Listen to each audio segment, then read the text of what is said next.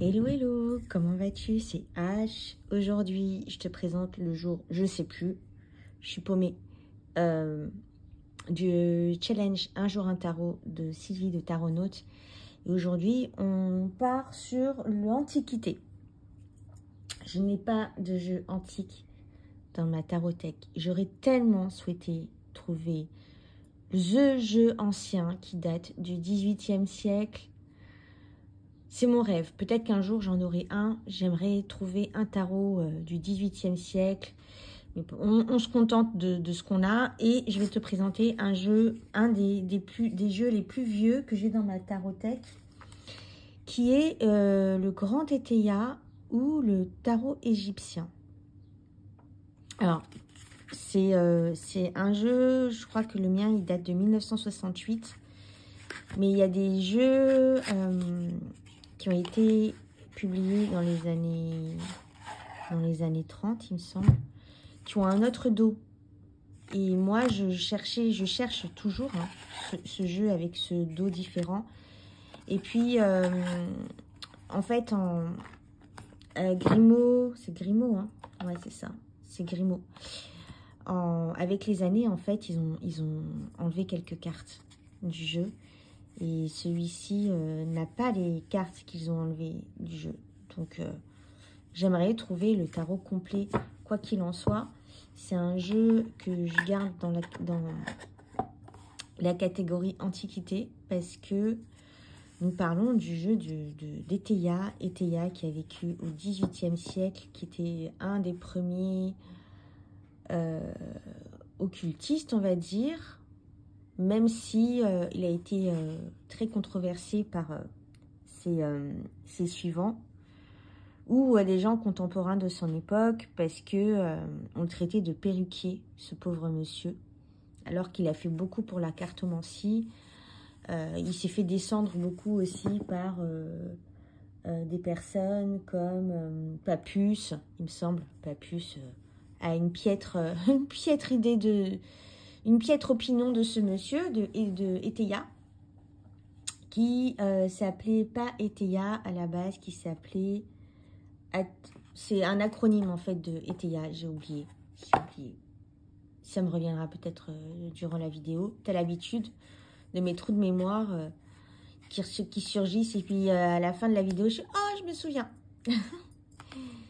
Et donc, ce monsieur, Éteilla, a créé ce jeu de cartomancie, parce qu'à l'époque, la divination et la cartomancie faisaient un tabac. C'était autour de la Révolution française. Il était contemporain, ce monsieur, de Madame Lenormand aussi. Et il a créé ce jeu... tout en sachant qu'aussi c'était le début de l'égyptomanie.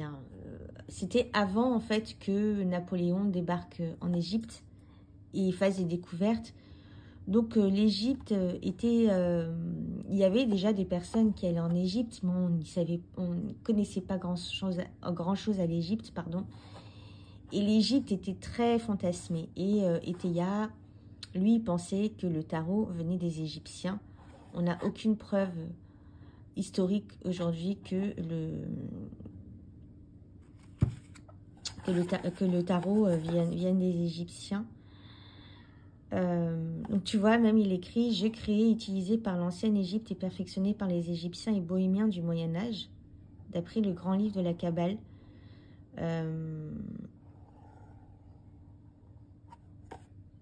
Voilà, intéressant, intéressant. Donc on a un super petit livret qui est en anglais et en français, qui est pas très chargé, mais qui est suffisant en fait pour... Donc c'est du prédictif, hein. Nous sommes dans du prédictif. Donc tu vois par exemple le 8 de coupe, la carte 42. Cette carte met en valeur une jolie fille blonde. Vous tomberez amoureux sous peu. Savourez votre bonheur. Après... Je n'ai pas du tout étudié ce jeu, donc j'imagine, là il y a plus endroit en vert AC. Qu'est-ce que c'est AC? J'en sais rien. Donc nous sommes sur un jeu ancien. Nous sommes sur une antiquité. une antiquité du tarot.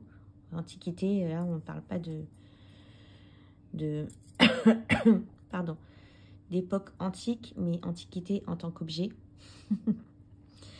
Et nous avons, j'ai jamais tiré avec. Enfin, si, j'ai fait des essais comme ça. Mais j'aimerais un jour pouvoir me l'approprier. Parce qu'il est très beau. Et nous avons du coup des dessins d'époque du XVIIIe siècle. Tels qu'ils imaginaient le monde. Tels qu'ils imaginaient l'époque égyptienne. Discussion. C'est marrant, cette carte, elle fait penser à la lune. Avec le loup, le chien, les deux tours, la petite écrevisse là, qui est là, et la lune. Et c'est la carte de la discussion. Donc, il y a beaucoup de choses sur ces cartes. Donc, tu as un endroit en vert, avec deux mots-clés, endroit et en vert. Tu as ici un signe astro. Donc là, c'est le Gémeaux. On a... Je regarde. Putain, j'avais jamais fait attention à tout ça. Donc ça, je pense que c'est considéré comme une carte majeure. Parce que les cartes mineures, voilà, elles sont pipées un petit peu. Et il n'y a pas toutes les informations qu'il y a sur cette carte-là. Donc là, on a elle. Donc, qu'est-ce que c'est que elle? J'en sais rien. J'en sais rien. Je découvre. Et troisième jour de création. Ah, c'est les jours de création. Donc, en fait, je crois que j'ai les cartes que je pensais manquantes. Non, en fait, les cartes manquantes, je crois que c'est des cartes de... Si je ne dis pas de bêtises, corrige-moi. Je ne vais pas m'arrêter pour faire des recherches, mais corrige-moi si je me trompe. Il me semble que ce sont les cartes des éléments que je n'ai pas dans ce jeu-là. Donc voilà, c'est super intéressant. J'aimerais bien pouvoir plonger un petit peu plus dedans. Donc là, pour moi, c'est la carte associée à la carte de la Lune. Mais bon, l'imagerie et la Lune, mais on a discussion. Instabilité, troisième jour de création. Je ne sais plus, je ne connais pas la genèse, mais je ne sais plus quel est le troisième jour de création. Si c'était la création des océans. Je sais plus. Bref. Le voyage. Les biens ruraux. Donc, très intéressant. Donc, une imagerie, elle ressemble à la carte du diable. Je ne sais pas si Théa avait connaissance du tarot de Marseille quand il a créé son tarot. Sûrement, parce qu'il y a les mêmes imageries. Donc, oui. C'est même d'une évidence, parce qu'il n'aurait pas dessiné le diable comme ça, ni la tour, enfin, ni cette carte qui pour moi est la lune, comme ça. Voilà. Coupe, épée, nous sommes dans du tarot, hein. Donc oui, vous connaissez le tarot de Marseille. Donc les vérités et les secrets. J'aimerais bien voir le tarot originel. Dans le tarot original, je ne sais pas s'il y a... Je pense pas qu'il y ait la traduction en anglais. Je pense qu'il est juste en français. Et ça, ça a été rajouté pour le vendre aussi à l'étranger. Donc, trahison, fausseté. Ça, c'est la carte de l'ermite. Je vois pas du tout pourquoi trahison et fausseté avec la carte de l'ermite. Là, je suis vraiment perplexe, hein, j'ai envie de te dire. Carte 18, tu vois, je fais une petite review, donc du coup, ça me permet un petit peu de plonger dedans. Donc, Judas. Ok, pourquoi trahison et fausseté? C'est la carte qui s'appelle Judas de la Bible. Celui de cette carte est souvent traître à sa parole, toujours proche du repentir. On vous tend un piège, n'écoutez pas ce qu'on vous propose, tout est faux. Ah, c'est l'endroit en vert des cartes. AC, c'est le côté retourné des cartes, donc... non, avec le 3. Pourquoi le 3? Avec le 3, ne comptez pas sur la gratitude de vos enfants. Avec le 24, ah, c'est les associations.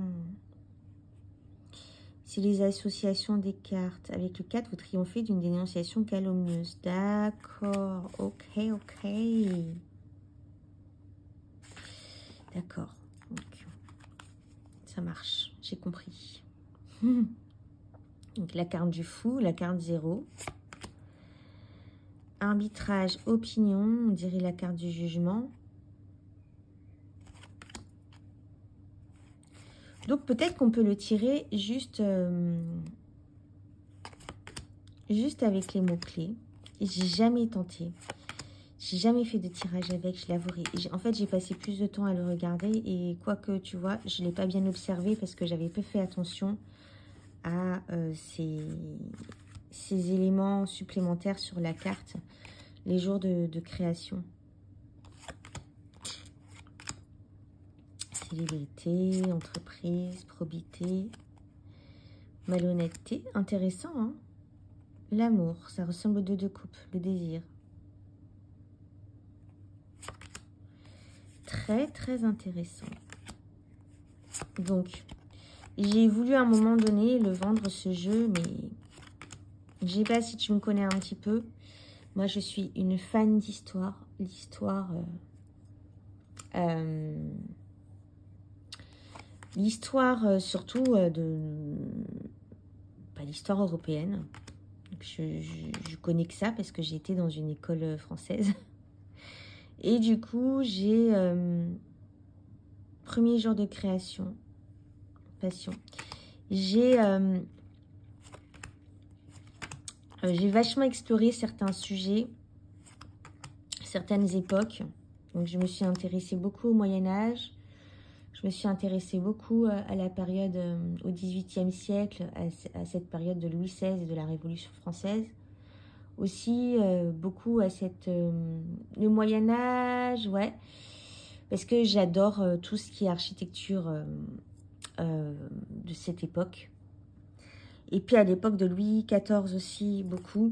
Donc au XVe siècle, XVe siècle, XVIe siècle. Plutôt XVIe siècle et XVIIe siècle. Je sais plus, ouais. Et donc, ce jeu-là, j'ai vraiment l'impression d'avoir une pièce de l'époque du XVIIIe siècle dans les mains. Et en plus, il a cette odeur. Pardon. Il a cette odeur complètement vintage, là. Cette odeur vieillie qui caractérise les antiquités. Et j'aime beaucoup. Donc, j'ai vraiment l'impression, quand je l'ai dans les mains, d'être plongée dans le XVIIIe siècle. Et en plus, je me fais beaucoup de... J'ai une imagination très fertile, donc du coup, je me projette dans cette époque-là, avec l'architecture, les gens de l'époque. J'ai lu beaucoup de littérature aussi autour de cette époque du XVIIIe siècle. Donc, tu vois, j'ai une idée de la manière dont pensaient les gens, réfléchissaient les gens. Nous étions dans l'époque des Lumières. Et il existe beaucoup de correspondances datant de cette époque. Et là, et Théa, c'était le début